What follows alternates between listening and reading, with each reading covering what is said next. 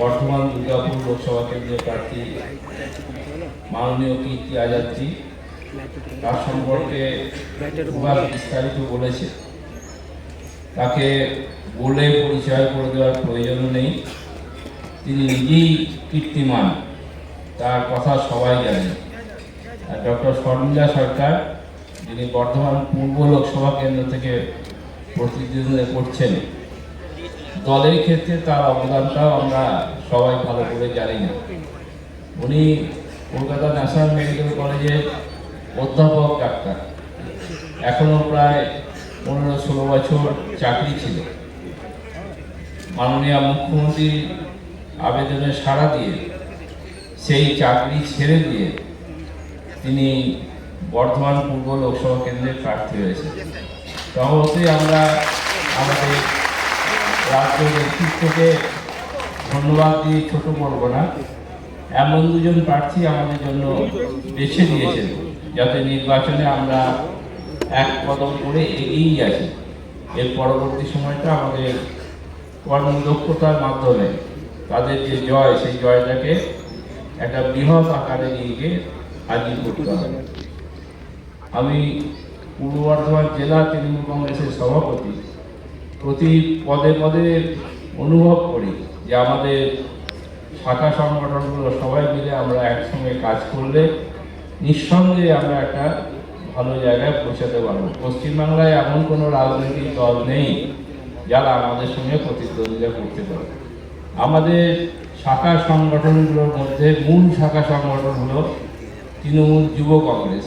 অতএব আপনাদের একটা গুরুত্বপূর্ণ সংগঠন, জেলা জুড়ে যে আমাদের যুব সংগঠন, সেই যুব সংগঠনের সমস্ত আমাদের যুব সভাপতিরা আজকের এই সম্মেলনে উপস্থিত আছে। আমাদের সহকর্মী বিধায়করা, আমাদের বর্ধমান পৌরসভার সম্মানীয় কাউন্সিলররা, এবার জেলার বিভিন্ন নেতৃত্ব, আমাদের জেলা পরিষদের সভাধিপতি, আমাদের সুভাষদা সহ এবং সর্বোপরি আপনারা সবাইকে আমি শুভেচ্ছা ভালোবাসা জানাই। এবারের লোকসভা আমাদের বাঁচার লড়াই। আমরা মনে করি বাংলার মানুষকে আজকে বাঁচার জন্য আমাদের এই লোকসভা নির্বাচনে লড়াইয়ে নামতে হবে। কেন্দ্রীয় সরকারের বাংলার প্রতি বঞ্চনা, কেন্দ্রীয় সরকারের বাংলা বিদ্বেষী, তার বিরুদ্ধে এবারের লড়াইয়ে আমাদের সবাইকে সামিল হতে হবে। কারণ বাংলার প্রতি যে ব্যবহার করছে আপনারা সবাই জানেন, গোটা বাংলাকে ভেঙে টুকরো টুকরো করে দিতে চাইছে এই কেন্দ্রীয় সরকার। তার বিরুদ্ধে আমাদের সবাইকে লড়তে হবে। আমাদের রাজ্যের মাননীয় মুখ্যমন্ত্রীর প্রকল্পকে সামনে রেখে আমরা গ্রাম থেকে শহর প্রতিটি জায়গায় এই লড়াইয়ে বাংলার প্রতিটি মানুষকে সামিল করতে হবে। আমরা যদি বাংলার প্রতিটি মানুষকে সামিল করতে না পারি, সামনের দিনে আমাদের বাংলা টুকরো টুকরো করে দেবে এই কেন্দ্রীয় সরকার। সেই লড়াই থেকে এই কেন্দ্রীয় সরকার চলছে, আপনারা দেখছেন। তাদের কোনো উন্নয়নের কথা নাই। 10 বছর কেন্দ্রীয় সরকার ক্ষমতায়, তারা যে প্রতিশ্রুতি দিয়েছিল সেই প্রতিশ্রুতির কোনো কথা নাই, নতুন করে কোনো প্রতিশ্রুতি নাই। শুধু বিভিন্নভাবে আমাদের নেতাদের সম্বন্ধে তাদের বদনাম করে, আমাদের দলকে বদনাম করে সারা রাজ্য জুড়ে মানুষের কাছে একটা ভুল বার্তা পৌঁছে দিচ্ছে এই কেন্দ্রীয় সরকার। তারা ভাবছে ইডি, সিবিআই, ইনকাম ট্যাক্স, তাদের মাধ্যমে তারা বাংলাকে জয় করতে চাইছে। বাংলার মানুষকে বুঝতে হবে, লড়াইয়ের ময়দানে আসুক বিজেপি, আমরা লড়াই করে বিজেপিকে হারাতে চাই, কিন্তু তারা লড়াইয়ের মাধ্যমে নাই। তারা বাংলার জন্য কোনো উন্নয়নের কোনো ব্যাপারে নাই। তারা বিভিন্নভাবে আমাদের দলের নেতা নেত্রীদের উপর চাপ সৃষ্টি করে, বিভিন্নভাবে নেতাদের বদনাম তৈরি করে আজকে তারা আমাদের দলের ভাবমূর্তিকে নষ্ট করতে চাইছে।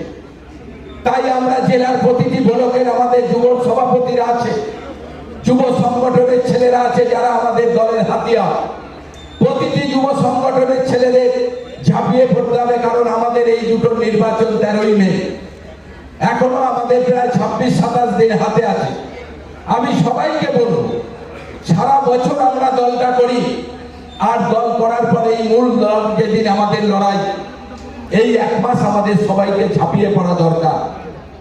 আমরা যাতে প্রতিটি সময় সময় আমরা আমাদের দলের পক্ষে ব্যবহার করি, আমাদের দলের প্রার্থীর হয়ে বিভিন্ন জায়গায় মানুষকে বোঝানো যে কেন আপনারা আমাদের দলকে ভোট দেবেন আর কেনই বা বিজেপির 10 বছর।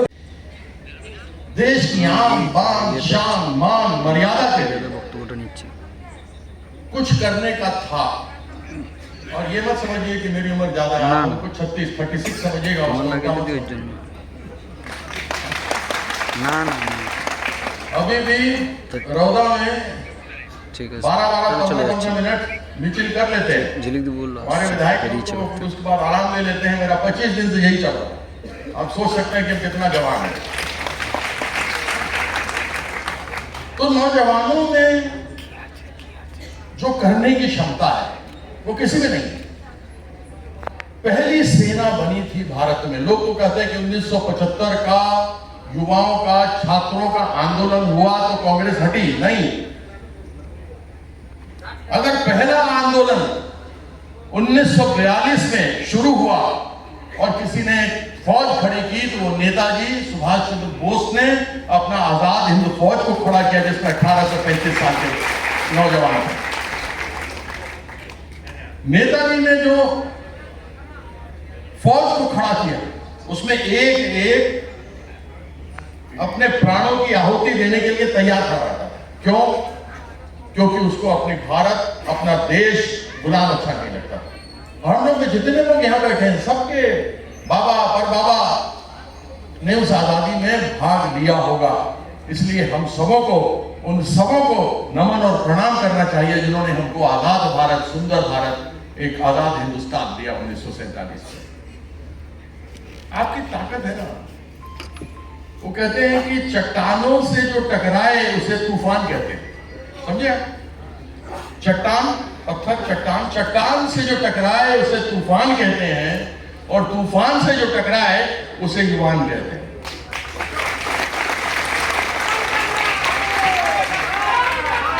तो आपके अंदर जो शक्ति है वो शक्ति बड़े से बड़े तोप के गोले बंद कर सकती है, बंदूक का मैगजीन खत्म कर सकती है। और जो हमारे देश में इस समय चल रहा है, आप लोग तो पढ़ लिख रहे हैं, वो देश के लिए बहुत खतरनाक है। 1947 में जब देश आजाद हुआ तो सभी लोग मिल करके आजादी की लड़ाई में साथ में थे। हिंदू, मुसलमान, सिख, ईसाई सब लोग मिल करके अंग्रेज को भगाने के लिए लड़ रहे थे। अगर किसी को खून की जरूरत पड़ती थी, वो अस्पताल जाता था तो उसका ग्रुप देखा जाता था कि तुम्हारा ब्लड ग्रुप कौन सा है, और उसके बाद वो ब्लड ग्रुप अस्पताल से उसको दिया जाता था। उस ब्लड ग्रुप पर यह नहीं लिखा होता था कि वो हिंदू का है, मुसलमान का है, सिख का है या ईसाई का है। वो एक इंसान का खून है। वो इंसान 1947 से पहले जो आजादी के लिए लड़ना चाहता था। बाबा साहब अम्बेडकर का भी जन्म दिवस हुआ। हमारा पहला प्रथम नववर्ष बंगला नववर्ष था, उसकी शुभेच्छा आप सबों को। अब सोचिए कि बाबा साहब अम्बेडकर ने एक संविधान दिया जिसमें लोग दबे कुचले थे, उनको रिजर्वेशन दिया सभी को। आपको मालूम होना चाहिए कि अमेरिका में 1920 तक महिला को वोट देने का अधिकार नहीं था, लेकिन हमारे देश में 1947 की आजादी हुई, उसके बाद नारी को बराबर का हिस्सा वोट देने का अधिकार प्राप्त हुआ। वो हमारा ही देश है, हमारे देश की परंपरा, इसकी संस्कृति बहुत पुरानी है। और यदि देखा जाए तो जो आज बंगाल में होता है ना, वो देश में 3 महीना बाद होता है।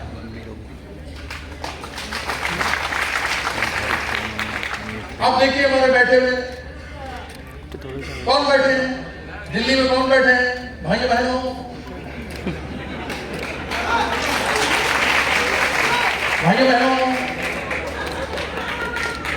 और कुछ नहीं। अभी आकर फिर दीदी के ऊपर प्रहार करना शुरू कर दिया कि हमने तो इतना किया। अरे तुमने क्या किया? कुछ तो किया नहीं। एक बता दो कि तुमने बंगाल का 1,60,000 करोड़ मेरा हिस्सा है बंगाल का, वो क्यों नहीं दिया? नहीं।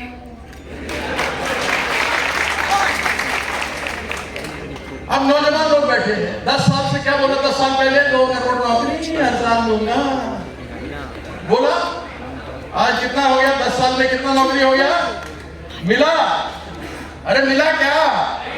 नतीजा क्या हुआ? ठन ठन डूबा। एक और बोला तो लोग बहुत खुश रहे, बोला वाह वाह वाह, अरे मोदी तो बड़ा जबरदस्त बोला, इसी का बटन दबाएंगे हैं 2019 के पहले। बोला आज को तो देंगे, इसको तो देंगे। बोला क्या बोला? 15 लाख টাকা, सब 15 लाख টাকা आएगा, 15 लाख পেয়েছি। যেভাবে আমরা দেখতে পাচ্ছি দিনের পর দিন আগে যে অবস্থায় ছিল, যে ধরনের নৃশংসতা, যে ধরনের আমাদের বাড়ি থেকে বেরোতে গেলে ভয় পেতাম, সেই ভয় আমরা সব কাটিয়ে উঠেছি। আমরা নতুন পৃথিবী পেয়েছি, সেটাকে আরো ভালো পৃথিবীতে আমরা তৈরি করতে পারি যদি যুবরা আরো এগিয়ে আসে। যুবগণে আমার কাছে ছাত্র, কারণ আমি টিচিং এ ছিলাম, তাই সমস্ত যুবদেরকে আমি আমার স্টুডেন্ট হিসেবে, আমার ছাত্র হিসেবে একটু বলবো যে তোমাদের দায়িত্ব সমাজকে এগিয়ে নিয়ে যাওয়া, আরো ভালো সমাজ উপহার দেওয়া, আগামীর কাছে একটা বার্তা দেওয়া যে আমরা আরো ভালো কিছু করতে পারি, আরো ভালো দিকে নিয়ে যেতে পারি। আর অপোজিশনে যারা রয়েছে তাদেরকে দেখিয়ে দেওয়া যে তৃণমূল কংগ্রেস আর কি করতে পারে।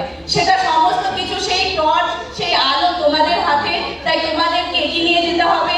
তোমাদের একজন মানে সিনিয়র হিসেবে বা টিচার হিসেবে, আমি জানি না অনেকে যুবর মধ্যে আছো যারা স্টুডেন্ট এখনো পড়াশোনা করছো, তাই বলছি আমি একজন শিক্ষক হিসেবে, একজন টিচার হিসেবে তোমাদেরকে অ্যাডভাইস করবো যে সব সময় সত্যের দিকে এগোনোর চেষ্টা করবে, নিজের হাতে সত্যকে ধরে থাকবে এবং এগিয়ে যাবে। তাহলে কেউ তোমাকে কখনো হারাতে পারবে না, কেউ কখনো তোমার বিরুদ্ধে কোনো আঙুল তুলতে পারবে না।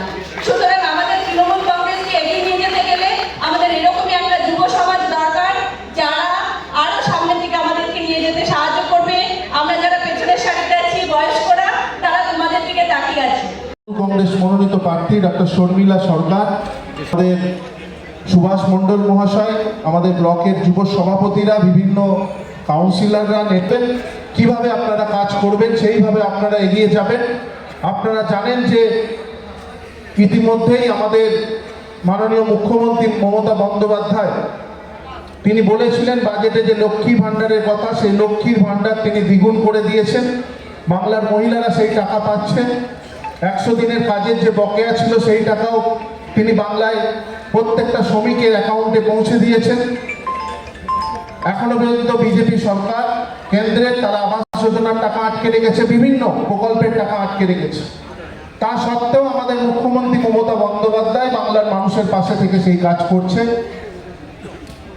আমাদের নেতা অভিষেক বন্দ্যোপাধ্যায় ইতিপূর্বেই দেখেছেন দিল্লিতে ধর্ণা মঞ্চে উপস্থিত হয়েছিলেন, আমাদের কলকাতায় ধর্ণা মঞ্চে ছিলেন এই 100 দিনের বকেয়া টাকার দাবি, এবং সব সময় বিজেপির বিরুদ্ধে তৃণমূল উপস্থিত হয়েছেন। আপনারা প্রত্যেকেই জানেন যে পূর্ব বর্ধমান জেলায় আমরা 16টা বিধানসভায় জয়যুক্ত হয়েছি। 21 বিধানসভা নির্বাচনে পঞ্চায়েতেও আমরা খুব ভালো ফল করেছি। প্রত্যেক কর্মী যারা উপস্থিত হয়েছেন প্রত্যেককে আজকে শপথ নিতে হবে। আমাদের যারা প্রার্থী কীর্তি আজাদ মহাশয় এবং আমাদের প্রার্থী ডক্টর শর্মিলা সরকার, তাদের বিপুল ভোটে নিজের নিজের বুথ থেকে বিপুল সংখ্যক ভোট দিয়ে জয়যুক্ত করতে হবে এবং সর্বাধিক লিড নিজের নিজের ব্লক থেকে করে দেখাতে হবে। এবং আমাদের পূর্ব বর্ধমান জেলার 2 প্রার্থী সবচেয়ে বেশি লিড দিয়ে আপনারা জয়যুক্ত করবেন এবং আমাদের নেতা অভিষেক বন্দ্যোপাধ্যায়ের হাতকে শক্ত করবেন এবং নেত্রী মমতা ব্যানার্জির হাতকে শক্ত করবেন। সকলকে ধন্যবাদ জানিয়ে আমি বক্তব্য শেষ করলাম। বন্দে মাতারাম। তৃণমূল কংগ্রেস জিন্দাবাদ, তৃণমূল যুব কংগ্রেস জিন্দাবাদ।